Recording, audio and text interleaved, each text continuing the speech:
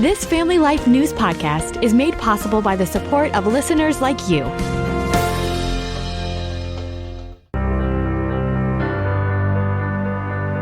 Grown kids disconnecting from their parents. Welcome back to another edition of Real Answers, a regular Wednesday feature during the Family Life Noon Report. It's when we discuss the issues that matter to families with licensed mental health counselor Christopher Anderson. Welcome back, Chris. Good to be back, Mark. What we've got here is failure to communicate. What we've got here is a failure to communicate. That famed line from the movie Cool Hand Luke has stayed popular as a meme because despite living in an era where it's ridiculously easy to stay in touch, sometimes, Chris, that isn't even enough to keep lines of communication open. That's for sure. And my clients in my office all the time, we talk about how connected we are electronically, but how poorly connected we are interpersonally, in person, face to face. We're talking about a special version of that, if you will, when we talk about adult children going off and getting married. And what happens to that relationship with their parents? There's some scripture out there that seems to more or less tell newlyweds to kind of go off and become their new family unit, but it doesn't say sever all ties to your parents in the process. Not one bit. And as a matter of fact, that can be a very traumatic experience for parents, when their kids go off and get married, particularly parents that have had very close relationships with their children and adult children. And it might not necessarily mean that the children are forgetting about their parents intentionally. I'm not talking necessarily intentional here. But what are some things that parents, as well as the adult children that are going off to get married or otherwise leaving the house, what are some things that both parties need to remember?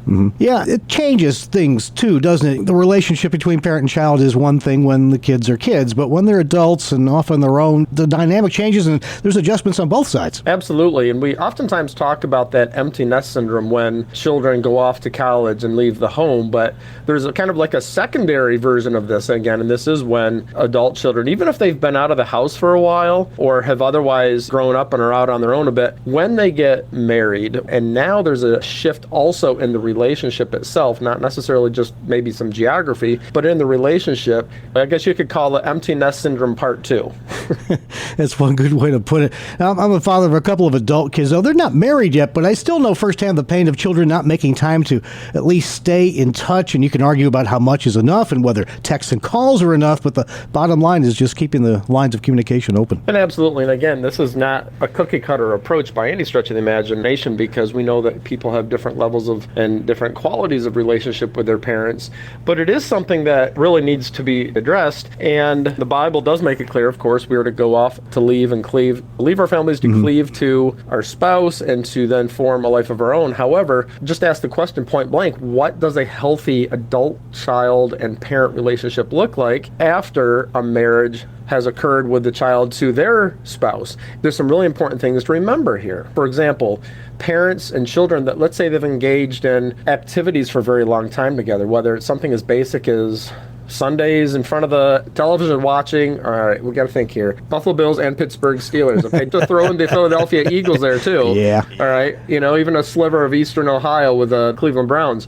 But the reality is, Sunday afternoons watching football with dad, or let's say doing outdoor activities, father and son, or mothers and daughters engaging in activities together. Those can be so impacting and so meaningful to the parent that when that is suddenly just disconnected, that's actually a huge loss that can present grief, actually, to either one of the parties or sometimes both. Obviously, we're not talking about necessarily children doing this on purpose, but when that sudden cessation of those activities stops, it can be very difficult for the parent. There are also complicating factors that can come into it. For example, if let's say there's a loss. Let's say one of the parents passes away. That's very difficult for the remaining parent. And then let's say also you bring in something else, such as the marriage, again, of the adult child. We'll call it a double shock to the system, to the parent, because now they not only have to deal with the loss of their spouse, they also have to deal with their child getting married. That's a lot of stress and pressure on the parent. And again, we're not necessarily saying that children are doing this intentionally, but these are factors that children and the parents have to keep in mind, that these life transitions, these life life transitions can carry a lot of stress with them, and there's better ways of dealing with it. You're listening to Real Answers. I'm Mark Webster, along with licensed mental health counselor Christopher Anderson, talking about the communication line staying open between grown kids and their parents. And there's just as much importance for this, really, for those adult kids, too, because those parents have a lot of valuable experience to pass on. And we should also say, Mark, that it's not just communication lines. We should call it engagement opportunities.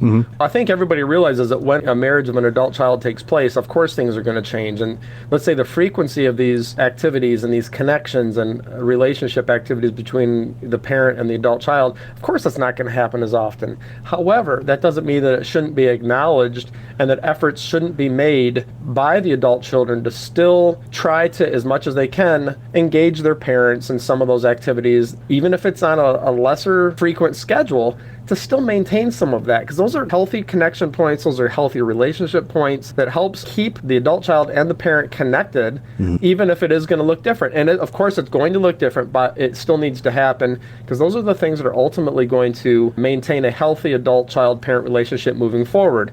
And quite honestly, there is really a lot of time in our schedules to make these important relationships happen. So it does require some effort, it does require mindfulness. And when I say mindfulness, I'm saying I can't forget this. My parents are very important. I have to be able to engage them occasionally, but not forget about the parents, because they are going through, like I said before, they're going through empty nest syndrome part 2. Yeah, fair enough. And I guess parents, once they're in that situation, have to be mindful also of the situation that those young newlyweds and or maybe young parents are, where their schedule is just crazy, kids in diapers, and while they've got more time on their hands, they've got to be mindful of what it used to be like. Absolutely. And again, that's where that communication comes in. But when you start off with a foundation from both parties, from the adult child as well as the parent, saying, okay, we want to maintain our relationship. What's it going to look like going forward, and how can we do this without putting excessive burden or unfair expectations on either party?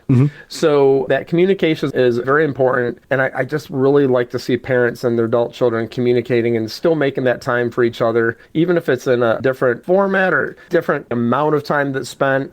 The reality is we just got to understand that this is difficult on the parents. And again, if there's complicating factors, if there's other things that have complicated this life transition, then you got to deal with it. And if you're having a hard time, it's okay to seek help from a pastor, a trusted friend, or a counselor to help you work through this and come up with a plan to help restore communication or even restore relationship patterns with your adult child who's moved out of the house or otherwise gotten married and moving on. These are transitions that can be worked through successfully, but you got to work through it mindfully. Good advice. You've been listening to Real Answers, a Wednesday feature of the Family Life Noon Report, where we discuss the issues important to families with licensed mental health counselor Christopher Anderson. Thanks again, Chris. Always my pleasure, Mark. Thank you.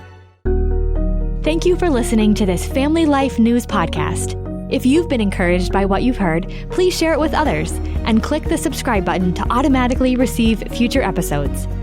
Family Life is a listener-supported ministry. Podcasts like this are made possible by your financial partnership.